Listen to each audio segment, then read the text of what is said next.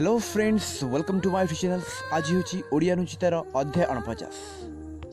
मनीष तो चेहरा सफा रखी थाए जहाँपर लोकंर नजर थाए, किंतु हृदय सफा रखे नहीं जहाँपर भगवान नजर थाए। हाँ, मनीष तो चेहरा सफा रखी थाए जहाँपर लोकंर नजर थाए, किंतु हृदय सफा रखे नहीं जहाँपर भगवान नजर थाए।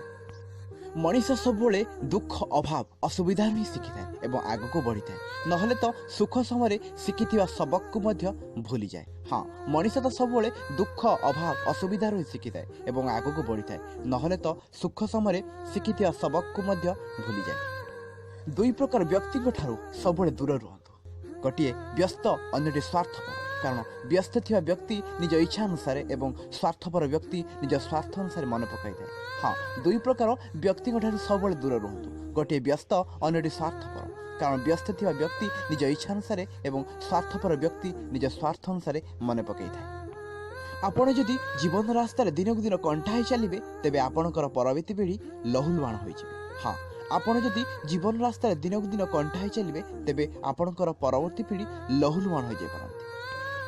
भगवान उपर भरोसा गोटे छोट पिला परी करतु। कारण जितेबाला तार माँ ताकू पवन उड़ाए से से खुशी होता है और हसु थाए, कहीं से तार विश्वास थाए कि तार माँ के पढ़ा देवनी। हाँ, भगवान उपर भरोसा गोटे छोट पिला परी करतु। कारण जितेबाला तार माँ ताकू पवन उड़ाए से खुशी होता है और हसु थाए, कहीं तार भरोसा थाए कि तार माँ के पढ़ा देवनी।